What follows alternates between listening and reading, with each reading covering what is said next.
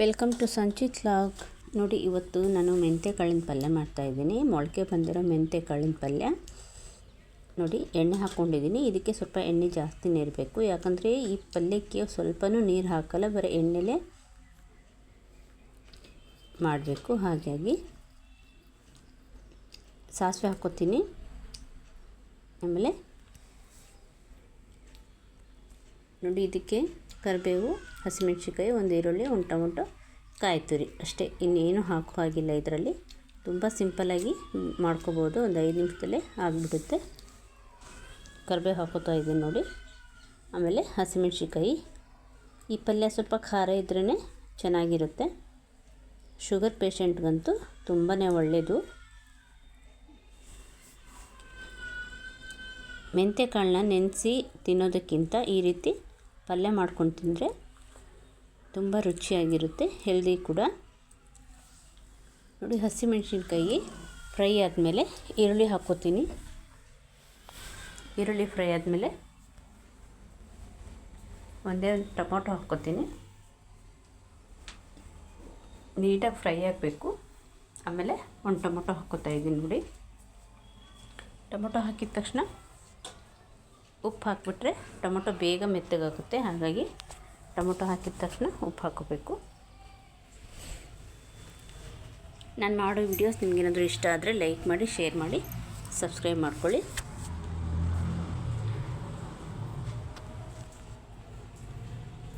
ಮೆಂತ್ಯಕಾಳು ಆರೋಗ್ಯಕ್ಕೆ ತುಂಬಾ ಒಳ್ಳೆಯದು. ತಲೆ ಕೂದಲಿಗಾಗಲಿ, ಶುಗರ್ ಪೇಷಂಟ್ಗೆ ಎಲ್ರಿಗೂ ತುಂಬಾ ಒಳ್ಳೆಯದು. ಹಾಗಾಗಿ ಈ ರೀತಿ ಪಲ್ಯ ಮಾಡಿ ಟ್ರೈ ಮಾಡಿ ನೋಡಿ, ಹೇಗೆ ಬಂತು ಅಂತ ನನಗೆ ಕಮೆಂಟ್ ಮಾಡಿ. ಕೊತ್ತಂಬರಿ ಸೊಪ್ಪು ಹಾಕ್ಕೋತಾ ಇದ್ದೀನಿ ನೋಡಿ. ಟೊಮೊಟೊ ನೀಟಾಗಿ ಮೆತ್ತಗಾಗಬೇಕು, ಅಲ್ಲಿವರೆಗೂ ಎಣ್ಣೆಲೇ ಫ್ರೈ ಮಾಡ್ಕೋಬೇಕು. ಇದಕ್ಕೆ ಒಂದು ಸ್ವಲ್ಪನೂ ನೀರು ಹಾಕಬಾರ್ದು, ಹಾಗೆ ಮಾಡಬೇಕು. ನೀರು ಹಾಕಿದ್ರೆ ಮೆಂತ್ಯಕಾಳೆಲ್ಲ ಕಹಿ ಕಹಿ ಬಂದುಬಿಡುತ್ತೆ, ಪಲ್ಯ ಎಲ್ಲ ಕಹಿ ಆಗಿಬಿಡುತ್ತೆ. ನೋಡಿ ಎಷ್ಟು ಚೆನ್ನಾಗಿ ಮೊಳಕೆ ಬಂದಿದೆ ಅಂತ. ಇದಕ್ಕೆ ಯಾವುದೇ ಕಾರಣಕ್ಕೂ ಪ್ಲೇಟ್ನ ಮುಚ್ಚಬಾರ್ದು, ಹಾಗೆ ಬೇಯಿಸ್ಕೋಬೇಕು. ಈ ರೀತಿ ಕೈ ಆಡಿಸ್ತಾನೆ ಇರಬೇಕು, ಇಲ್ಲಾಂದರೆ ತಳ ಹತ್ಕೊಂಡ್ಬಿಡುತ್ತೆ. ಯಾಕಂದರೆ ಇದರಲ್ಲಿ ನೀರು ಹಾಕಿಲ್ವಲ್ಲ. ಹಾಗಾಗಿ ನಾನು ಮಾಡೋ ವಿಡಿಯೋಸ್ ನಿಮಗೇನಾದರೂ ಇಷ್ಟ ಆದರೆ ಕಮೆಂಟ್ ಮಾಡಿ, ಲೈಕ್ ಮಾಡಿ, ಶೇರ್ ಮಾಡಿ, ಸಬ್ಸ್ಕ್ರೈಬ್ ಮಾಡ್ಕೊಂಡು ನೋಡಿ.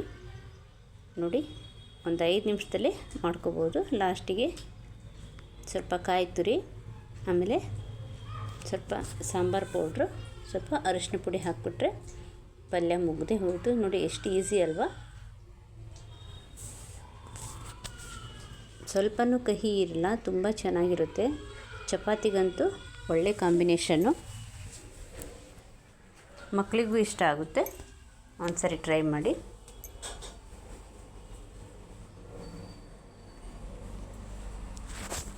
ನೋಡಿ, ಎಲ್ಲ ಹಾಕಿದ್ಮೇಲೆ ಒಂದು 5 ನಿಮಿಷ ಬೇಯಿಸ್ಬಿಟ್ರೆ ಮೆಂತ್ಯಕಾಳಿನ ಪಲ್ಯ ರೆಡಿನೇ ಆಗಿಬಿಡುತ್ತೆ.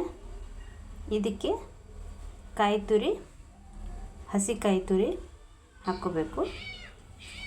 ನೋಡಿ, ಮತ್ತೆ ನೆಕ್ಸ್ಟ್ ವಿಡಿಯೋ ಸಿಗ್ತೀನಿ. ಓಕೆ, ಬಾಯ್.